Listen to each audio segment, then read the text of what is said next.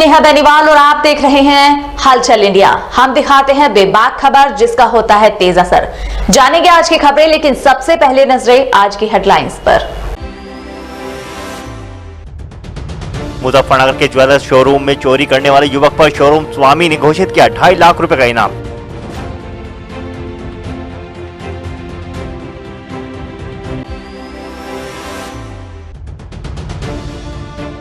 मुजफ्फरनगर के MG public school में एक भारत श्रेष्ठ भारत कार्यक्रम का किया गया आयोजन।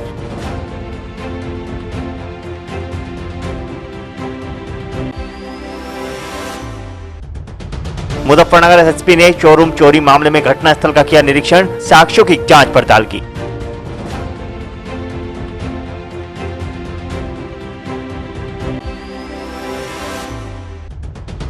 मुजफ्फरनगर के मीरापुर में डीसीएम ने बाइक सवार को मारी टक्कर, बाइक सवार की हुई मौत।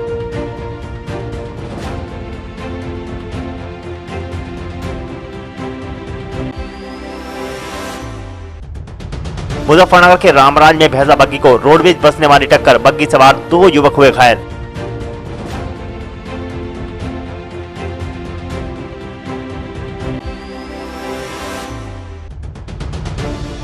मुजफ्फरनगर के रोहाना टोल प्लाजा से भारतीय किसान यूनियन के कार्यकर्ता गाजीपुर बॉर्डर के लिए हुए रवाना।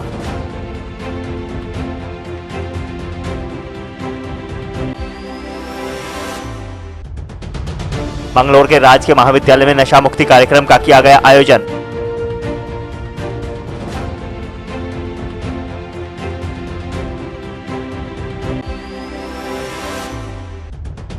मंसूरपुर में शुगर मिल शुरू होते ही हाईवे पर लगी कई किलोमीटर तक वाहनों की कतारें।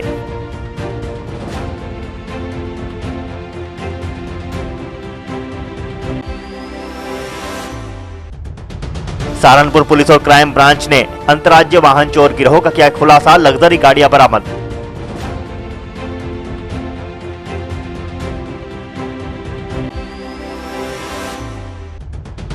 मुजफ्फरनगर के कन्या पाठशाला में रोटरी क्लब मिड टाउन ने किया टॉयलेट ब्लॉक का लोकार्पण।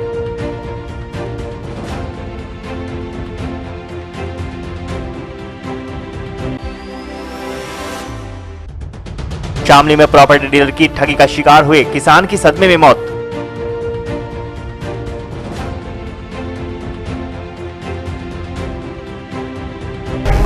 और अब खबरें विस्तार से। सहारनपुर की क्राइम ब्रांच व थाना कोतवाली सदर पुलिस ने अंतर्राज्यीय वाहन चोर गिरोह के 5 अभियुक्तों को 15 लग्जरी कार व अन्य वाहनों सहित गिरफ्तार कर लिया।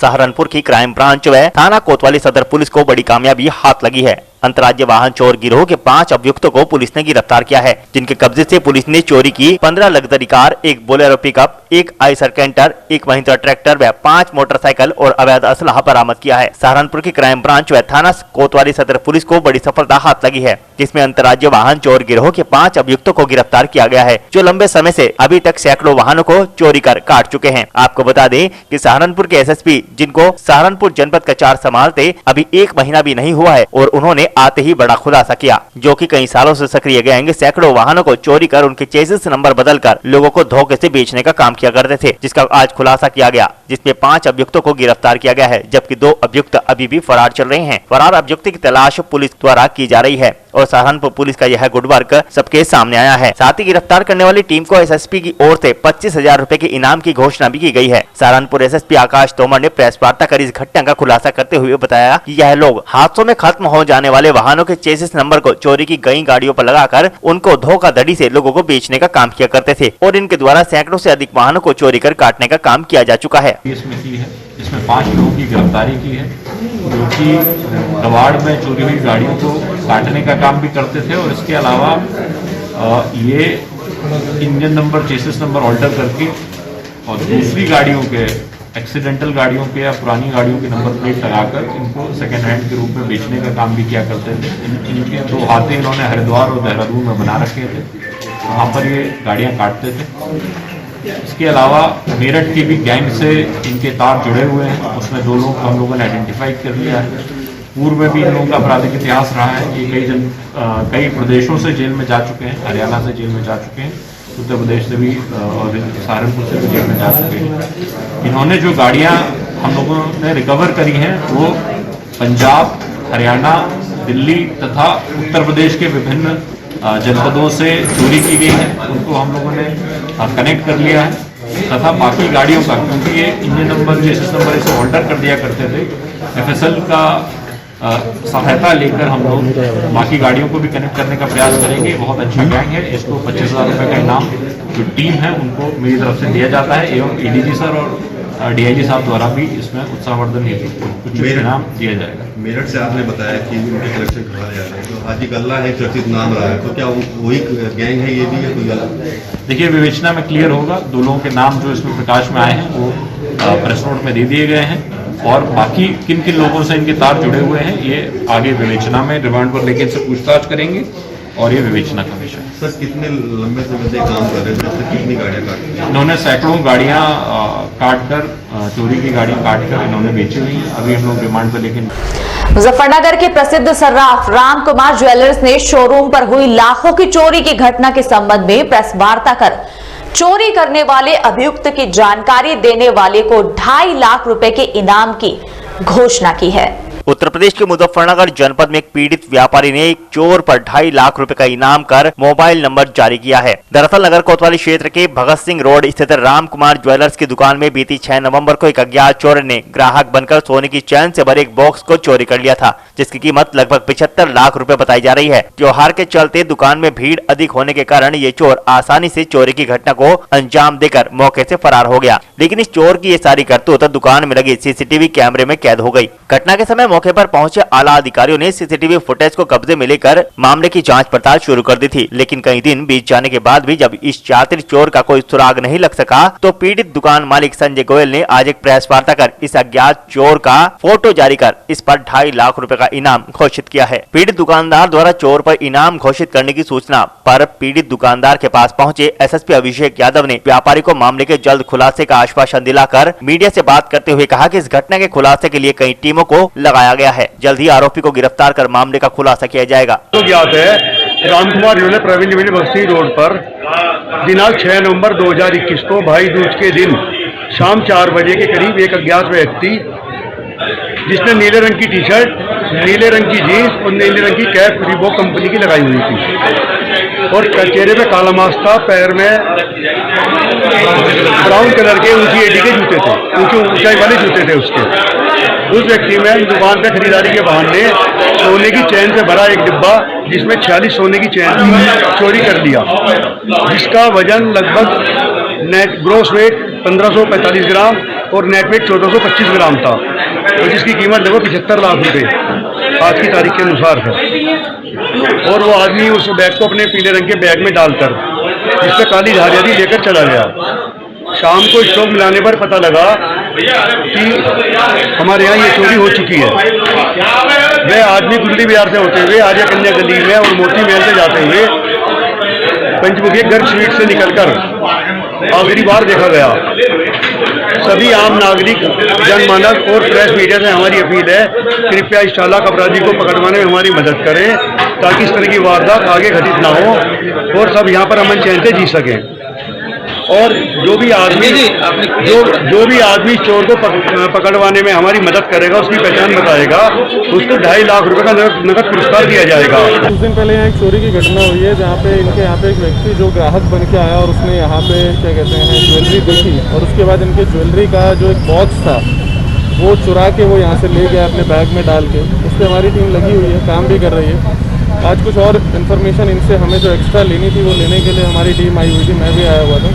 हमारी टीम लगी हुई है, बहुत जल्दी इस केस को वर्कआउट किया जाएगा। सर दुकानदार द्वारा 2.5 लाख रुपए का इनाम घोषित किया गया है। देखिए हमारी टीम लगी हुई है और बहुत जल्दी उस अपराधी को भी पकड़ा जाएगा। ये अपने स्तर से जो इनाम देना चाहते हैं को लेकर कितनी टीम गठित की गई है? क्या देखिए इसके लिए थाना कोतवाली सिविल लाइन की टीम है, उसके अलावा क्राइम ब्रांच की 2 टीमें और हैं और उसके अलावा मेरे द्वारा और एसपी सिटी के द्वारा डायरेक्टली मॉनिटरिंग की जा रही है। तो लगातार 5 टीमों के गठित करने के बाद हम लोग डायरेक्टली इसको मॉनिटर कर रहे हैं। मुजफ्फरनगर में रोटरी क्लब मिड टाउन द्वारा प्राथमिक विद्यालय पटेल कन्या पाठशाला में टॉयलेट ब्लॉक का लोकार्पण किया गया। शनिवार को rotary club Muzaffarnagar mid town के द्वारा एक टॉयलेट ब्लॉक का लोकार्पण प्राथमिक विद्यालय पटेल कन्या पाठशाला नगर क्षेत्र मुजफ्फरनगर में किया गया, जिसमें मुख्य अतिथि रोटेरियन राजीव सिंघल मंडल अध्यक्ष रहे। District governor Rotarian Rajiv Singhal ने क्लब के कार्यों की सराहना की। क्लब अध्यक्ष राकेश राठी ने बताया कि Rotary club Muzaffarnagar mid town समाज के क्षेत्र में ऐसे ही कार्य करता रहेगा। Chief assistant governor Rotarian Sunil Agarwal ने बताया कि क्लब आगे भी स्कूलों में ऐसे ही कार्य करता रहेगा। इस कार्यक्रम को सफल बनाने में विशेष सहयोग रोटेरियन विपुल भटनागर, अनिल जैन, उमेश गोयल, वीरेंद्र कुमार, राम बाबू मेरठ व समस्त रोटरी क्लब मिड टाउन परिवार का रहा। रोटरी क्लब अपने मिड टाउन द्वारा आज पटेल कन्या नगर क्षेत्र में इस शौचालय का निर्माण किया गया है। यहाँ महिलाओं को शौचालय की बहुत आवश्यकता थी, उन्हें आने जाने में दिक्कत हो रही थी। उसके लिए रोटरी ने प्रयास किया। हम उसको मुझसे मिले, उन्होंने कहा कि हमें शौचालय चाहिए, हमने शौचालय बना के दिए। रोटरी मिड टाउन हमेशा समाज में आगे नहीं है, आगे बढ़ रहेगा।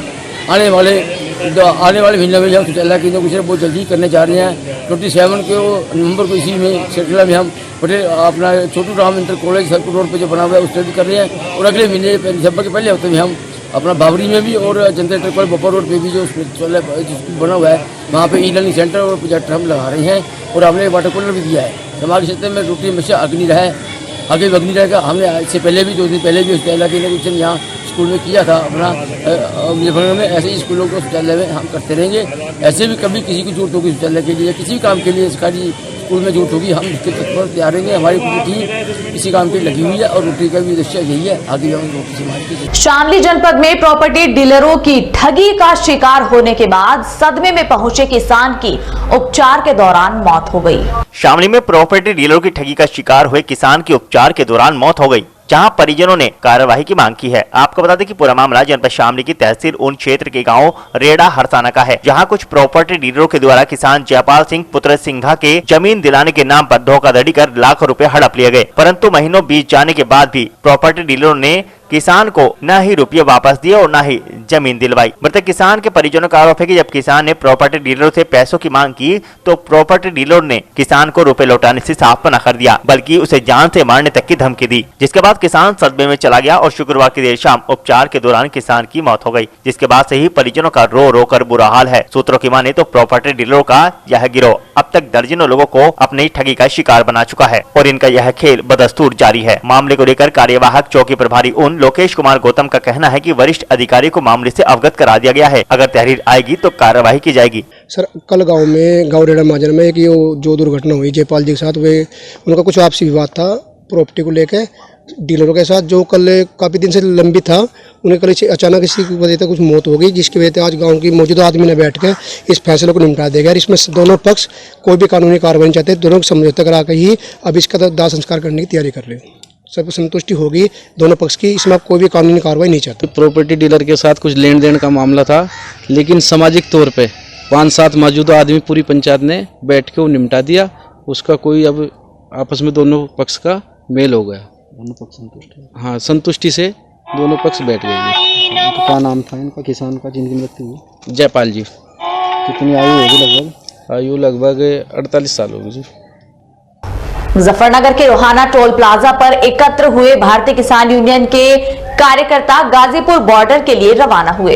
मुजफ्फरनगर के कस्बा रोहाना के टोल प्लाजा पर भारतीय किसान यूनियन के कार्यकर्ता भाकियू नेता राजू पीना के नेतृत्व में एकत्र हुए, जहां से सभी लोग गाजीपुर बॉर्डर के लिए रवाना हुए। इस दौरान भारतीय किसान यूनियन के नेता राजू पीना ने कहा कि जब तक तीनों कृषि कानून वापस नहीं होते तब तक भारतीय किसान यूनियन की लड़ाई जारी रहेगी, जहाँ क्षेत्रीय किसान भी गाजीपुर बॉर्डर पर पहुंचकर चौधरी नरेश टिकैत के साथ खड़े होंगे। इस दौरान उन्होंने गाजीपुर बॉर्डर के लिए कूच किया और केंद्र व प्रदेश की सरकार के विरुद्ध जमकर नारेबाजी की। देखिए, पिछले काफी समय से सभी लोग जानते हैं भारत हमारे देश में यहाँ भारतीय किसान यूनियन का एक बड़ा धरना चल रहा है 3 कृषि कानूनों को वापस लेने को लेकर, लेकिन सरकार है जो जरा सी तत्समस नहीं हो रही। इसी को देखते हुए आज राष्ट्रीय आह्वान है, सभी मंडलों की इसी तरीके से मीटिंग होगी और आने वाले 29 अक्टूबर को किसान जो है दिल्ली कूच करेगा। उसी के संबंध में दिल्ली जा रहा है।